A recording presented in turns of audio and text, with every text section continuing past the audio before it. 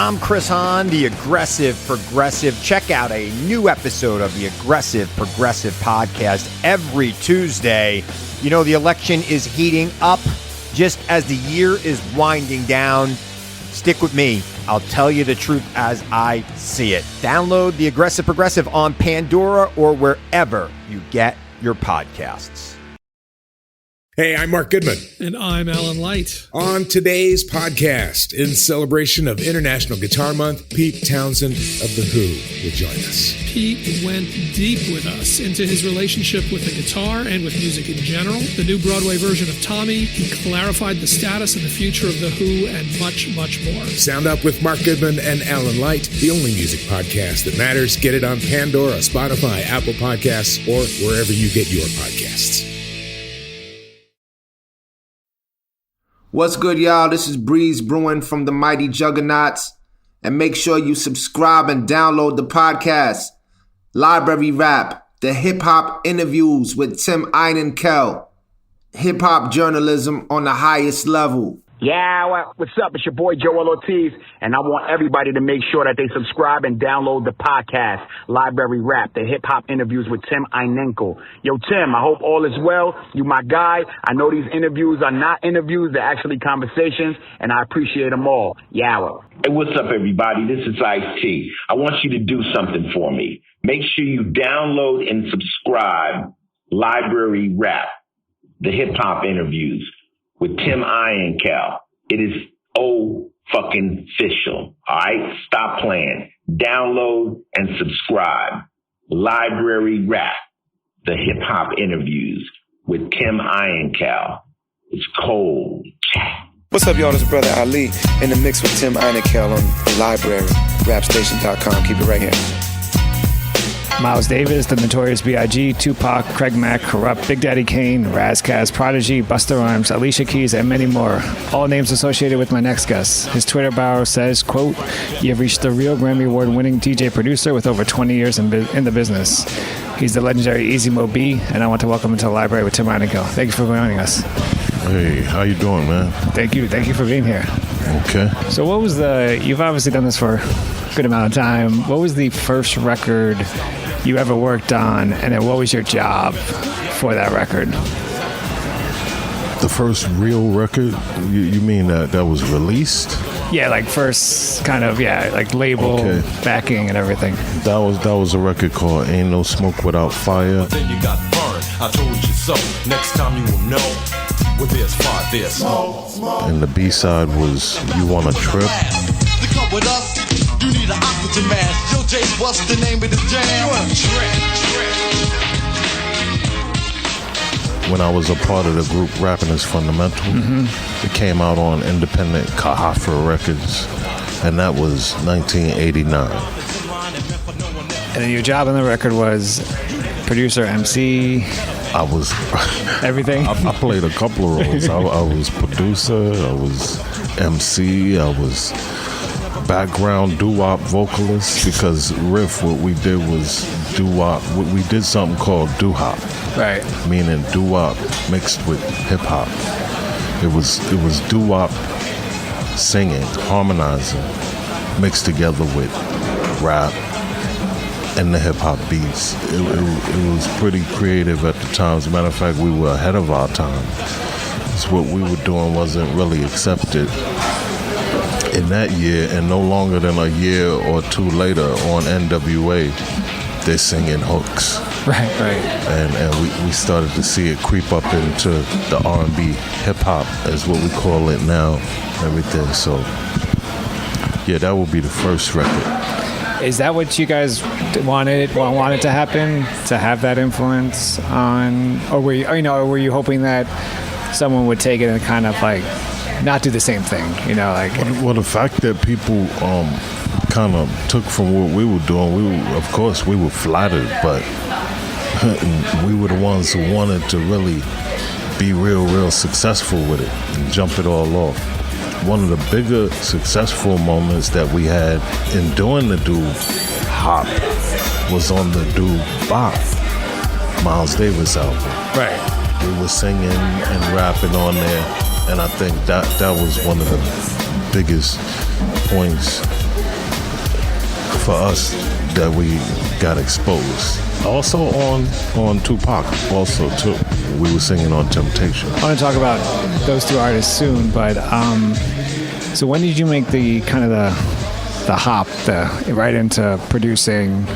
Like, what was that moment that you were like, all right, I want to kind of focus my energy or my talents on production or composing versus like emceeing as well? And well, I entered into the game as an artist at the same time as I did a producer, but of course I wanted to be an independent producer also too. So the Rapping is Fundamental thing lasted from inception, somewhere around 86, up to about 2000. Now, from 89, from the first release, that Ain't No Smoke Without Fire release, up to, I'd say, like about, actually, 1 year after that. In the same year, I produced 2 songs for Big Daddy Kane. That was my first real true commercial entry with Another Victory and Calling Mr. Welfare. Right after that, I started getting calls. So I never had plans to be, what you would call only belonging to the group. Right. Anyway, I'd always planned to be an independent producer, and after that Big Daddy Kane project, oh man, the requests started rolling in. So how did you get the call from Big Daddy Kane in the first place? Like, how did that connection happen between you two? I got the call from Big Daddy Kane because, first of all, in the group it was me, A.B. Money, and JR. Now, A.B. Money, he went to Sarah J. Hale High School together with Big Daddy Kane. So he had been telling them, yo, I want you to hear Boob's beats. In my old neighborhood, they call me Booby, or Boo for short. In my old Brooklyn neighborhood. Yo, I want you to hear Boob's beats. And finally, Kane got around to hearing the beats. So that's how I got enlisted on that second album, Big Daddy. It's a Big Daddy thing with Another Victory and Calling Mr. Welfare. When did you, I mean, you talked about wanting to become an independent producer, but when did you, do you remember the album you heard prior to anything that made you say, like, I want to do this, and then this is the album I want to create? Any and everything that Marley Marl was doing. A lot of my biggest influences is Marley Marl, Howie T, Herbie Lovebug at the time was producer for Kid and Play, Salt and Pepper, DJ Jazzy J.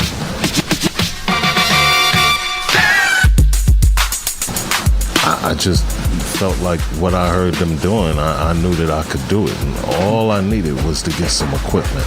So after I bought that first equipment, with the money that I made from the Big Daddy Kane project, that was it from there on.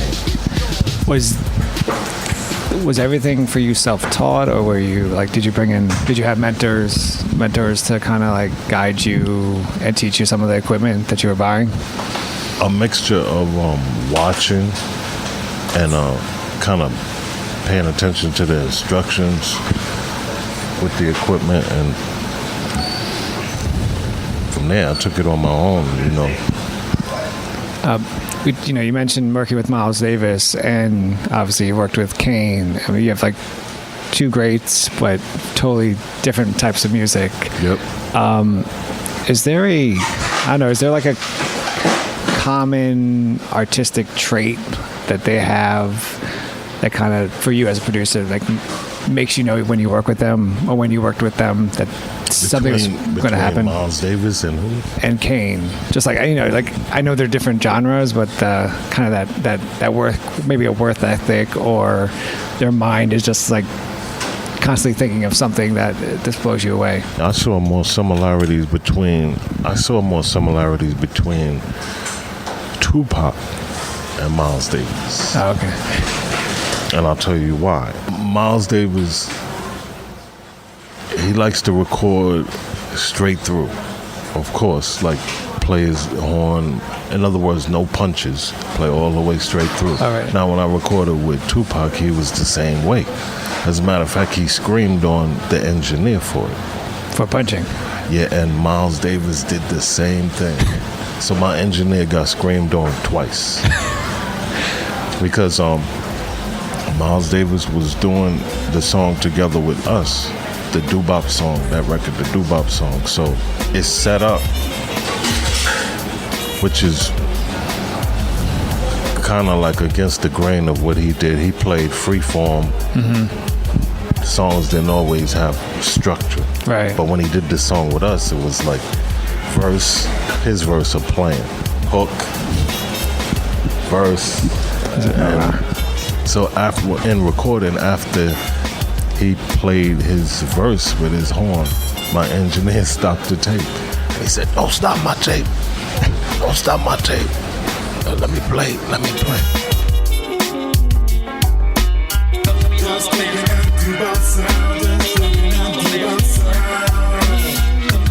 Okay, so I go into the studio with Tupac.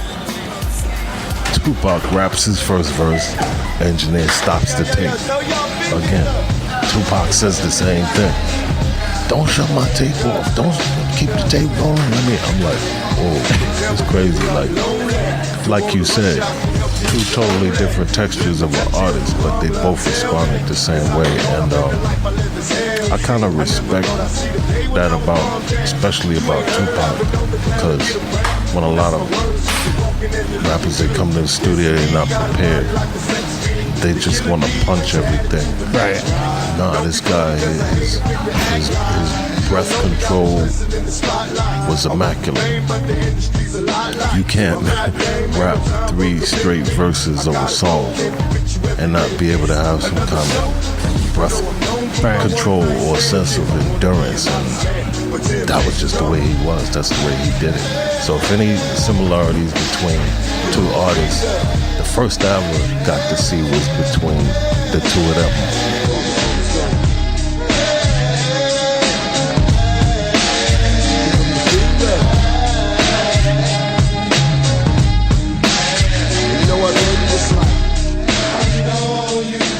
But also, I imagine you want to do it straight through because the importance of the live show, right? Like, you can't punch in a live show. You have to be able to do 3 verses. If you're a real artist, you should be prepared to do that live on a stage. When Miles Davis approached you about producing his album, what was your first reaction? And what was that meeting like? Well, at first I thought it was supposed to just be a couple of tracks. But then as we were going along, he liked the way it was coming out. He said, I want you to do the whole thing.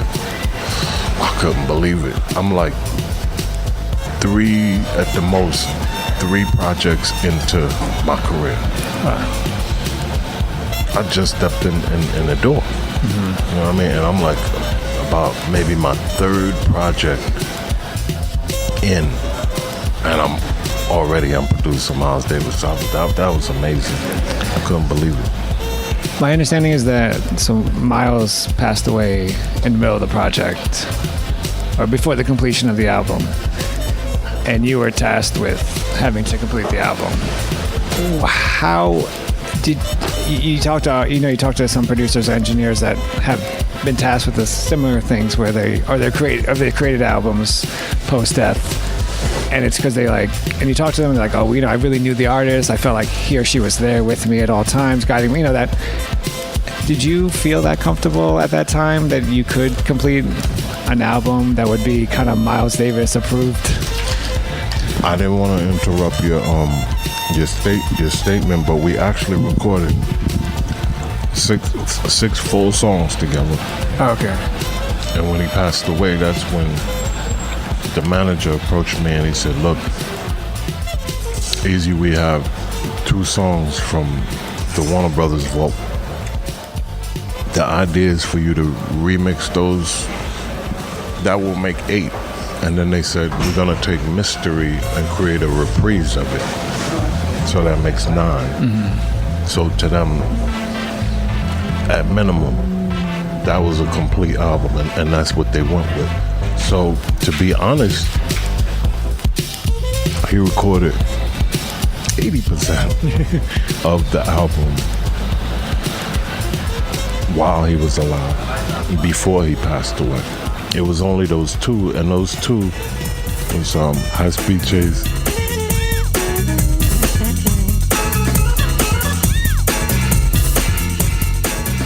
and Fantasy.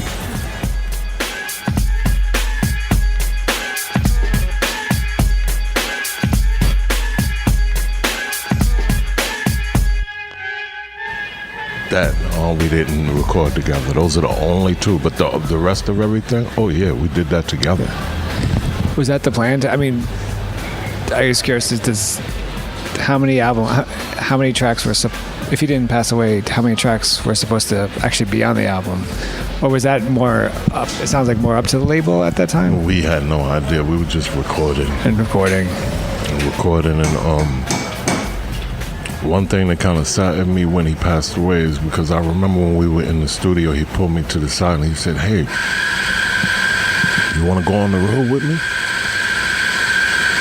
I said, you serious? And I pointed to the SP1200. I said, with that?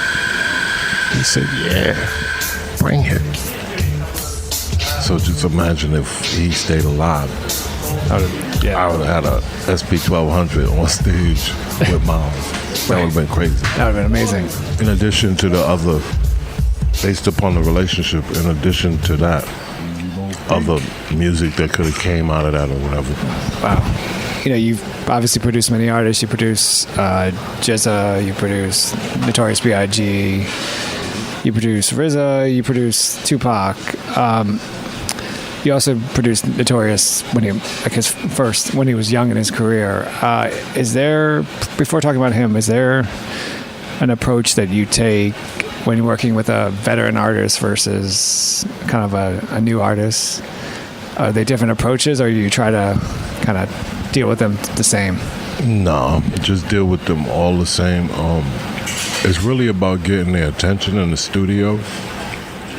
In terms of what I brought to the table, the track, any suggestions I got to it. But at the same time, I always like to listen. Like, you the man, but they the man too.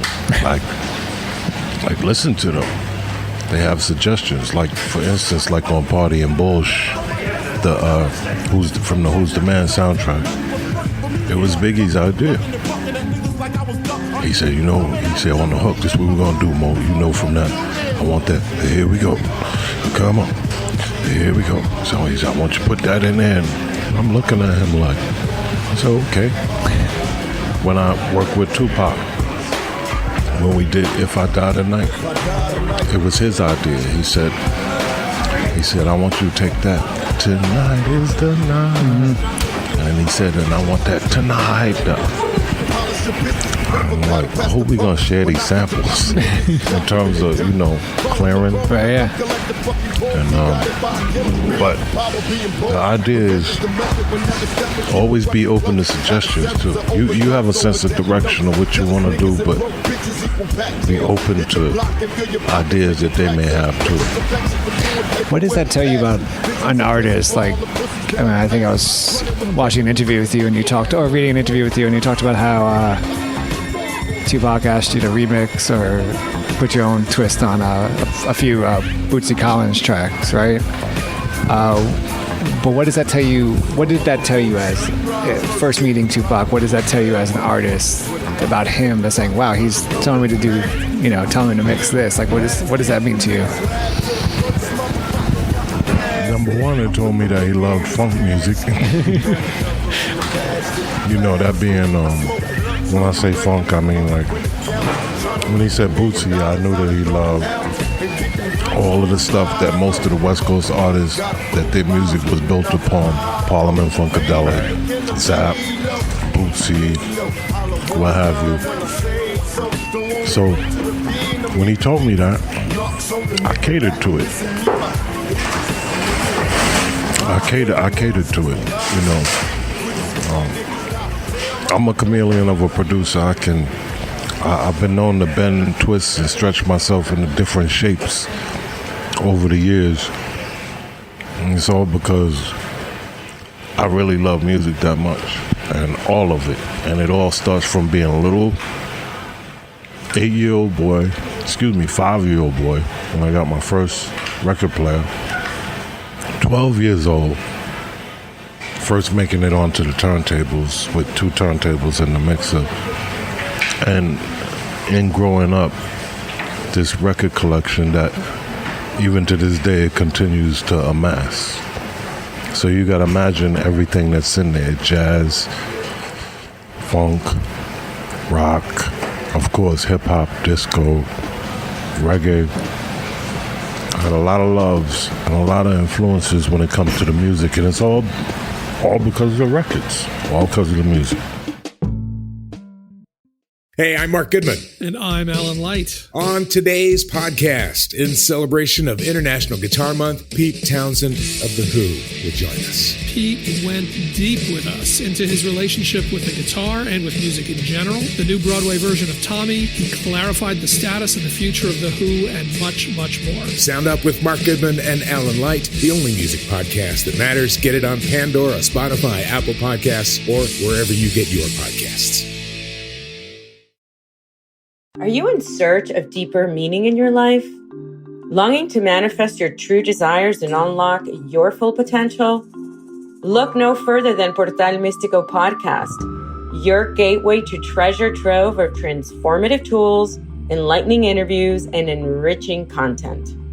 I'm your host, Elena Maggio, and it's my heartfelt desire to guide you on this extraordinary journey of self-discovery. And with every episode, I'm passionate about sharing and introducing you to new topics in self-development, metaphysics, astrology, the law of attraction, numerology, interviews that will eliminate your path and fuel your own personal growth. This podcast is your wellspring of inspiration, dedicated to help you uncover your purpose with unwavering passion. Together, we'll dive deep into the fascinating topics and explore endless possibilities. Listen to Portal Místico on Pandora, Apple Podcast, or your favorite platform. When you work with someone like RZA, who's also a producer as well, what is that dynamic like in terms of, I know, kind of 2 producers in the studio together? Does he kind of take steps back a little bit as a producer, or are you kind of discussing a lot of stuff with him as a producer? At that time right there, the name of the track was called Sexcapades. It was on Tommy Boy Records in 1990. I remember clearly. He was a up-and-coming budding producer himself. So,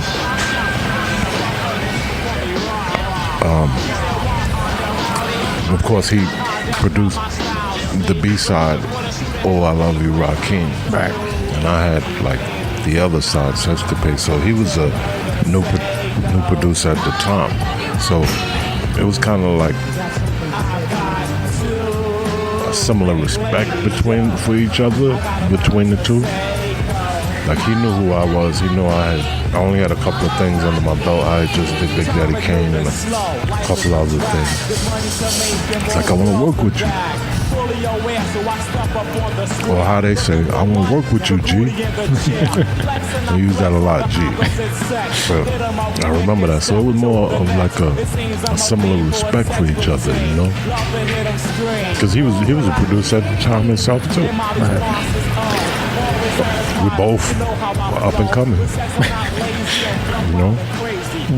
When you read up on you, and as the artist I mentioned, you've worked a lot with them in the beginnings of their careers. What is your role as the producer or is it your role to ensure that they're not one-hit wonder artists? Like they will have a future, or they'll have an actual career, versus being just like going for a radio hit and then not hearing from it again. Is that your role at all, or? In a way, you don't even have control over that. we good at what we do, but at the end of the day, the people, they choose. Right. And if you make a whole album of 12, 14 songs, and out of that, only one of them, the public took to, and then somewhere after that, your label dropped you, and you never seem to get another deal, then you're gonna turn out to look like a one-hit wonder. Right. So, you know what I mean? And a lot of times, we don't really have a choice when it comes to that. Now, me as a producer, and what I add to it, what I'm gonna put into it, I'll do my best to try to do something that's got some longevity to it, got some life, some legs to stand on. And I guess for at least a couple of songs, I did the right thing, huh? A lot of those songs, they still play to this day. Sometime during the day here on the radio here in New York, you'll hear like one of them pop up as a throwback, like in the primetime mix. Like that's the greatest reward right there. That's what we look to achieve when we do the music. Something long lasting. I imagine if Biggie didn't die, pass away, he would have had a long career. And there's always this discussion about how, if Biggie was alive today, the rap music we hear now wouldn't be what we hear now. In your opinion, how much do you think Biggie's death changed the face of, or what we're hearing now on the radio? Do you think it would have been the same kind of projection, or? Well, one thing I know for sure is I know that lyrically Biggie would have definitely been on point. Okay, I don't know why. I'm gonna finish the question you just asked me, but I see another similarity in this question here. I have to backtrack for a second. I did see a similarity with Big Daddy Kane and somebody else. Biggie. Because they both were good with words. Yeah. And you could tell they both were good with English. Like when they were kids in public school, you can tell that Big Daddy Kane and Biggie, you could tell that they were good with English. It's the way the vocabulary and the way they put the words together. And so, but getting back to the original question that made me backtrack, if Biggie was alive today, I know that he would lyrically be on point, but I wonder how or would he even adapt to a lot of the musical rhythms and the production techniques that's going on right now. Lots of things happened since he died. Right. We went from crunk to trap to a lot of different, and it just been interesting if he was still alive to know how he felt about that. Would he would have continued to evolve on those beats and that kind of music, or would he kept it authentic, kind of stuff that he always did? A good indication of where Biggie might have been if he was still alive was the brief direction we saw him take on the second album. Remember his collaboration with Bone Thugs? Yeah. Dangerous. Ain't too many can bang with us. Straight up, we no angel dust. Label us notorious. Thug ass niggas that love the bus. It's strange to us. Y'all niggas be scrambling, gambling. I'm restaurants with mandolins and violins. We just sitting here trying to win, trying not to sin. High off weed and lots of gin. So much smoke need oxygen. Steadily counting them Benjamins. Nigga, you should too if you knew what this game would do to you. Been in this shit since 92. That right there showed his ability to morph into something different, yet have the same lyrical force and agility with words, but at the same time kind of adapt to different styles. And the Bone Thug style was a real different thing coming in at that time. And I guess there's no way of this new style was obviously he didn't hear it, so there's no way of knowing that he would have taken. But I don't think he would have been rhyming real slow in kindergarten like right now, like a lot of the rappers I hear. Some of it's just too slow for me. Some of it sound like kindergarten, man. I gotta say. So I have to admit something. There was a moment in my life in the 90s where I was just like, I was that guy who is like, if it's on the radio, it must be BS. There's no, I'm not going to listen to it, blah, blah, blah. It's going underground. And now in hindsight, you listen to the stuff from the 90s, like Big Pun and even Biggie, and you're like, wow, this is incredible. I mean, they're just incredible lyricists. And if I came to you at that time in the 90s and told you that argument, what would you have said to me?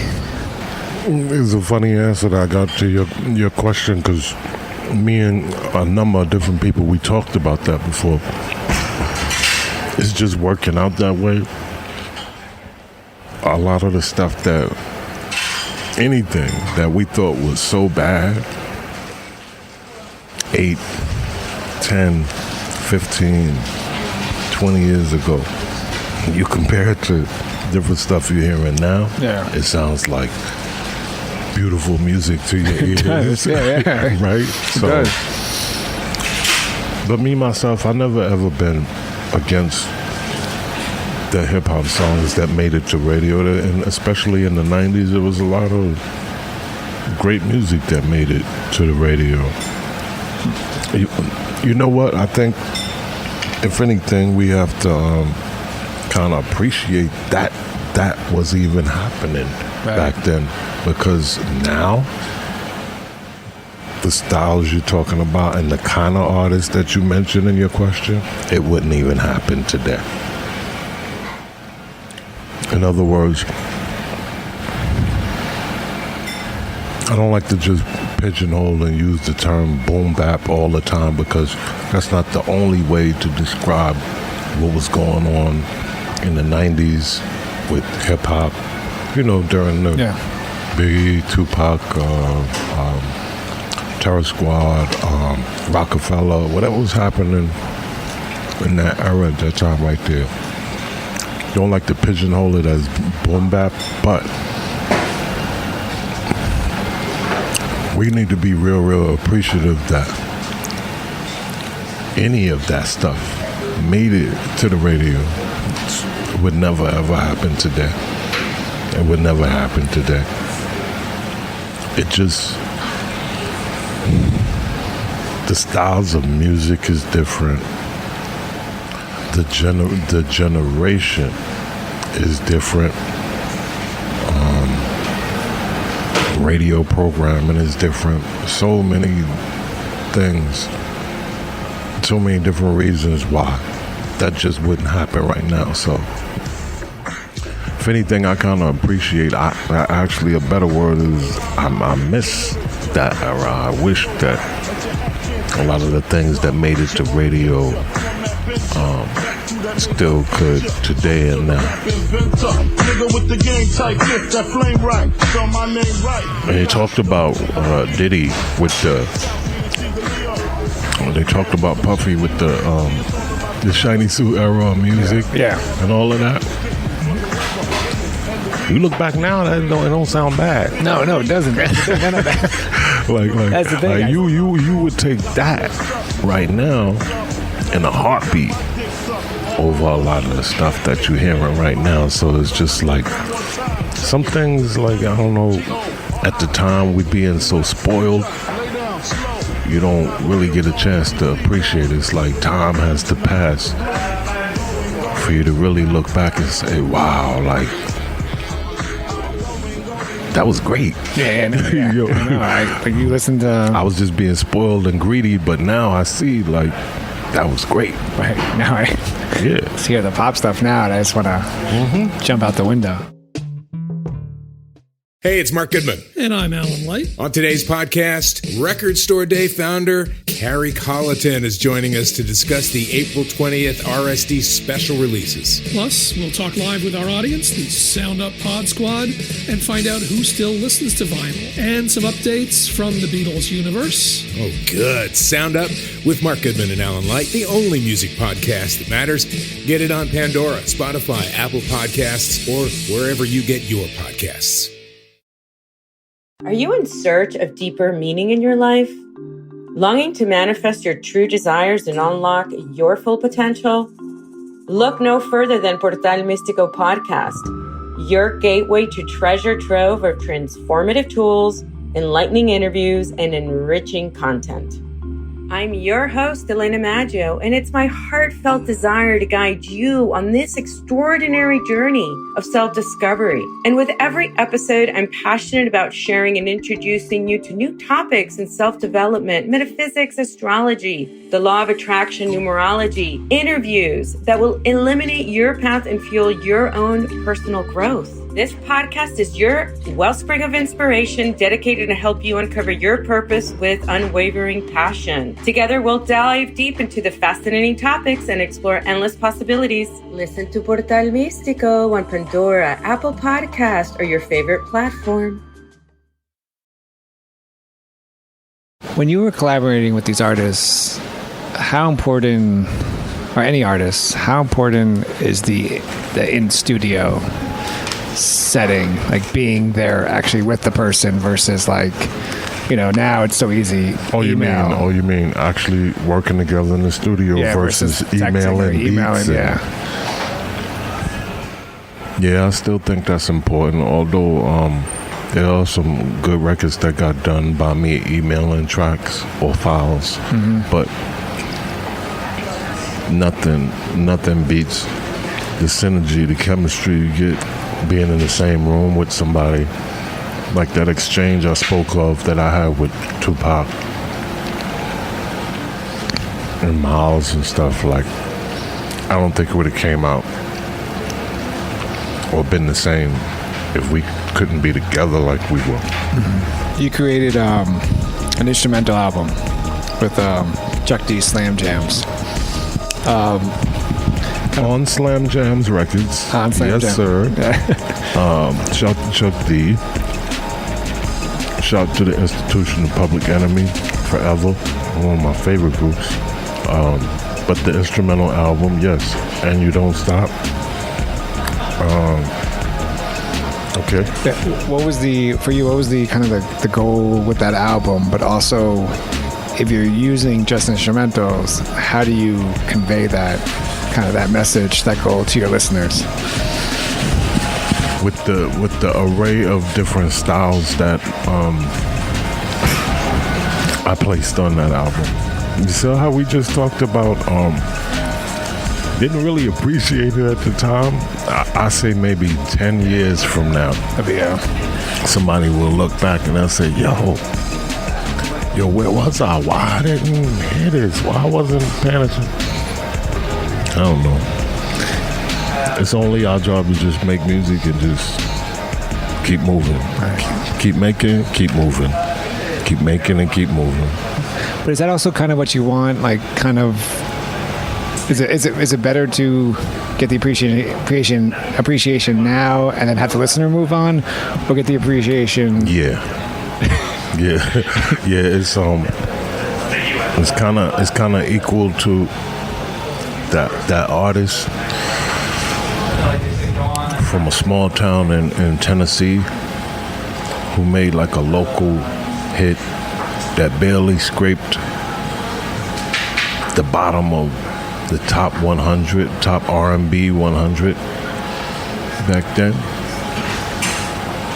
But say like a new artist today will come along, discover that gem, sample it, put it into their music. And now the thing that was dusty and forgotten about, never got recognized, now it's like picked up, and it's almost like treated like a piece of gold that got dusted off and reintroduced to everybody. So that's how that's the most positive way that I have to looking at anything that I did that people sleep on and they don't get it today. Like, later on, somebody will catch on to it. In other words, I said all of that to say, and this was my original reason for making music. I would love to leave behind what I call old 45s. You know, we dig through your parents' old 45s, and they take that and they bring that into something new. That's what I'm trying to do. I'm trying to leave behind old 45s. That's the concept. I just want to quickly ask you about the recognition parties you do.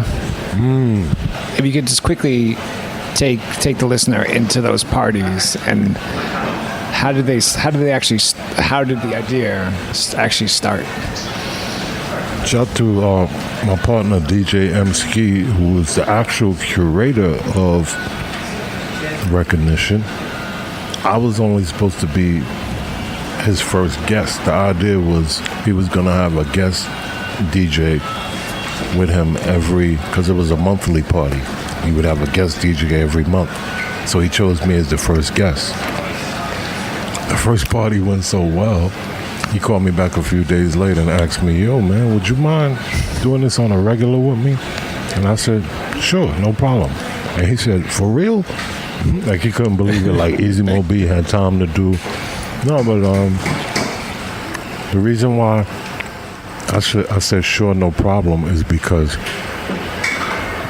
I really love vinyl and playing my records that much. And from being busy producing and all of the stuff that takes up my time, every chance I get to spin the vinyl, it's a real pleasure, man. Like I said, I've been collecting records since 8 years old. And besides the spare time that I have, or when I'm sampling them, what other real chance do I get to share this stuff? So recognition was perfect. You've done this for a while. You have produced obviously a lot of music.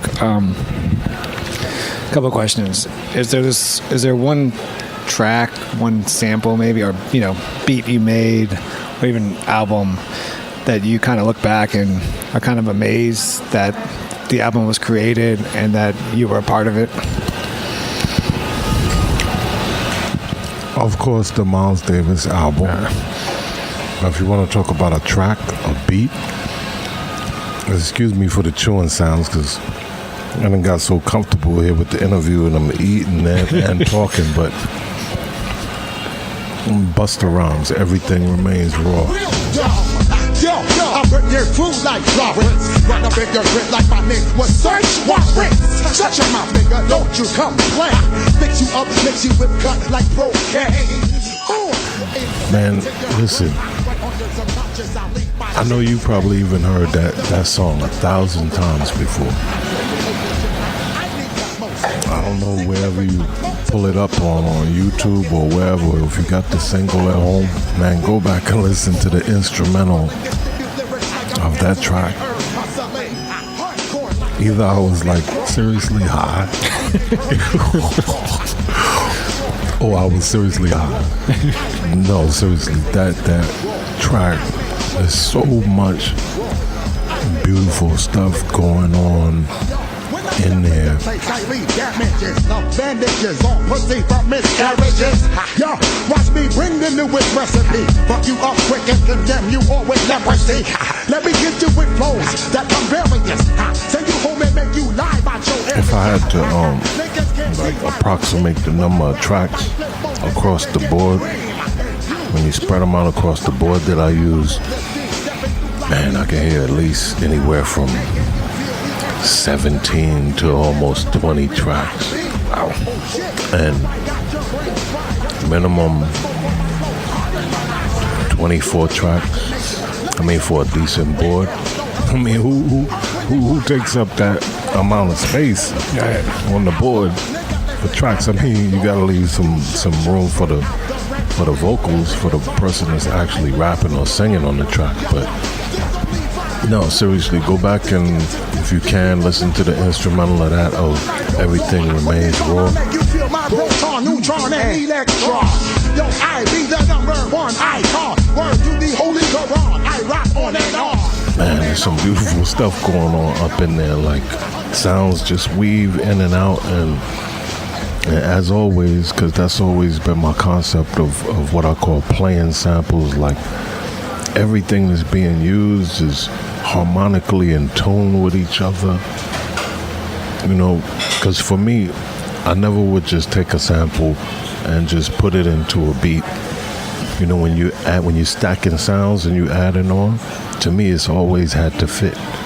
Like whatever sound I put in there, I gotta tweak it. I gotta fine tune it to harmonically till it's in tune with everything else.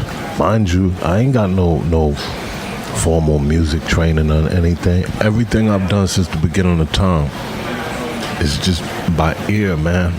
You gotta really think about that. I produced an entire Miles Davis album by ear. That's incredible. No formal music training. It's just like my ear has always told me what's right and what's wrong. Yeah. So is it like that? You know, some artists that like a sixth sense, so to say, like you get the feel. You could say that. Something like. But it's like anybody that's a true musician, or if you care that much, based upon all of the music and records that was done well that you heard in the past, you're working on something and there's a new piece or anything that just sticks out and it's not right to you, you're gonna know and you're gonna point that out. I've gotten into arguments with the artists. See, like, I don't hear what you're talking about. It's all right. I'm like, nah, it's not right. We gotta fix that. Later on, we laugh about it, but at the time, like, I'm real serious about it. How long does a beat like that, the Busta Rhymes beat, take to create? And then how do you know? How did you know it was done? It could take 15 minutes. It could take 15 hours. I've had beats that take 15 days. And how do you have so much patience? Because when you want what you want, you're patient enough to wait and work for it. Right.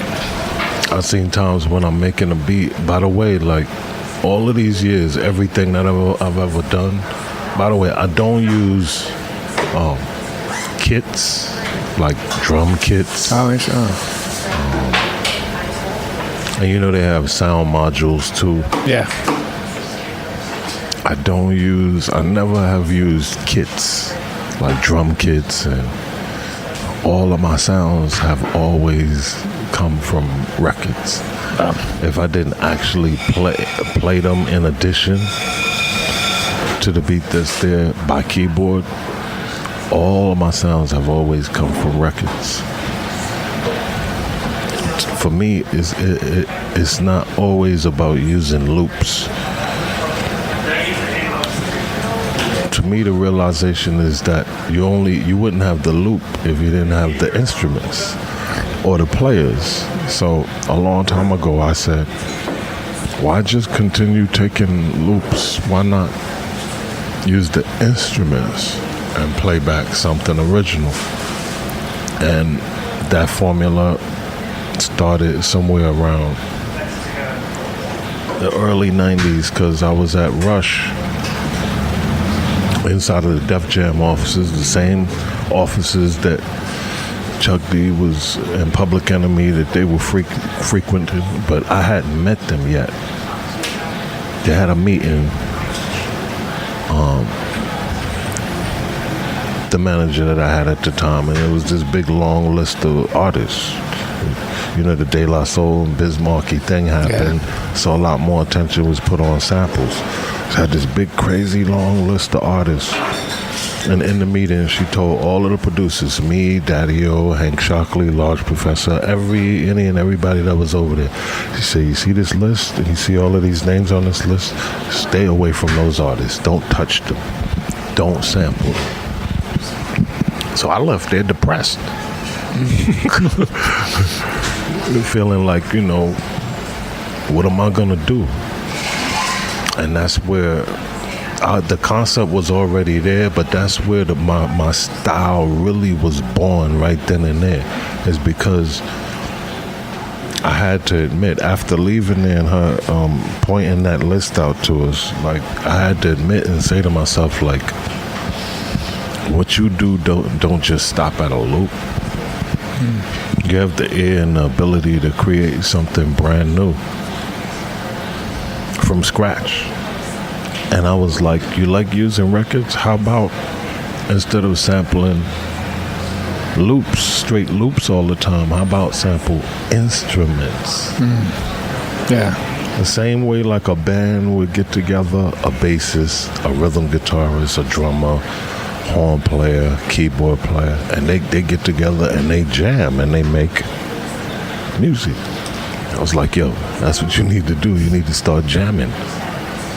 And that SP1200 you got right there, and your rack mount Akai S950 sampler, I said, that's gonna be your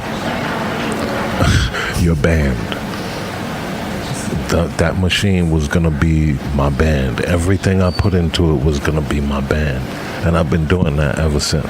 Wow. Ever since. I have a new artist, female artist that I just released. Her name is Alana Nakwai. A song called Mary Jane. You get a chance, you listen to it. And when shit hit the fan, I was embarrassed. Fuck love, now I'm a savage. Fuck about my face, no love for lanes. Mary Jane, the only one I'll be let hit it. Even though it's R&B, my technique is still there, still doing that same thing. Like, I call it playing samples, but making something original. Looping and looping and looping and looping, after a while it gets kind of boring, even to yourself. I can imagine. After a while you begin to want to challenge yourself to go higher and do more. You can't always rely on the loop. You know what I mean? There's more to you, and you're more talented, you're more capable than just the loop. So I thank her, my manager, rest in peace, miss her, Francesca Sparrow from RPM Rush Producers Management. So I thank her for that day and for that list, because it challenged me and pushed me to the next level as a creator. And that's how you got flavor in your ear. Let your rise come by fatter. I got the data to turn your body into antimatter. And just like a piece of sizzling, you'll fit inside my stomach with the eggs and grits between. Take them down, Mack. The king is what I mean, my man gets the Lost Boys, Jeeps, Lexus, Beamers in the Benz. Me and Freaky Ty, Pretty Lou, my man, Big Nice. We be getting down, representing. So this is how it goes. Work with Latifah. So many different records. Booty rappers posing as gun clappers and bitch smacks. Need to switch to being actors. Images on your ass to hold the laughter and the lip, the clappers and the clip. I flip and flow like the Bobby turning tricks. And my click and I punch your light, drop until leap who wants to become sport. That challenged me. That pushed me. Do you think it also allowed you to, like you just mentioned, spread to different genres of music? Yeah, definitely. And then with the concept I'm talking about, when you use that across the different genres, say like reggae, from reggae to jazz to R&B, disco, even house music. I love house music too. When I say house music, I mean true, authentic house music. Not that EDM they doing now. That's a derivative of house music. People will get it twisted. EDM is nothing more than a derivative of house music, but it's just about spreading that concept of the playing samples thing, my technique across everything that I do, whenever I'm doing, whatever I'm doing. That's Easy Moby. Legendary Easy Moby. An honor to have you on the Live with Tim Heinecke. Thank you so much for joining me. Oh man, thanks. Insane into your brain. Right on your subconscious, I'll leave my shit stay.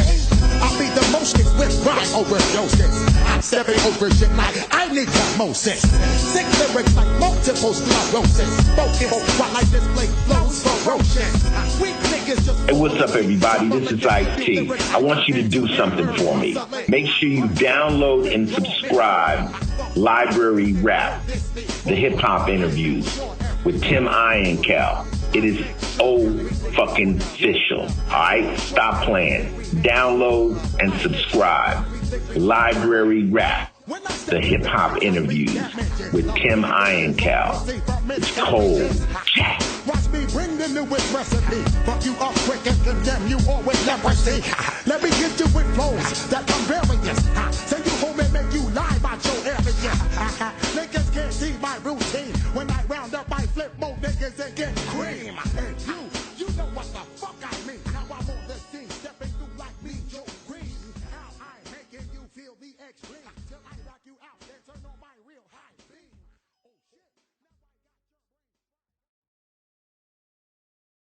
Hey, I'm Mark Goodman. And I'm Alan Light. On today's podcast, in celebration of International Guitar Month, Pete Townsend of The Who will join us. Pete went deep with us into his relationship with the guitar and with music in general. The new Broadway version of Tommy. He clarified the status and the future of The Who and much, much more. Sound Up with Mark Goodman and Alan Light, the only music podcast that matters. Get it on Pandora, Spotify, Apple Podcasts, or wherever you get your podcasts. I'm Chris Hahn, the Aggressive Progressive. Check out a new episode of the Aggressive Progressive podcast every Tuesday. You know, the election is heating up just as the year is winding down. Stick with me. I'll tell you the truth as I see it. Download the Aggressive Progressive on Pandora or wherever you get your podcasts.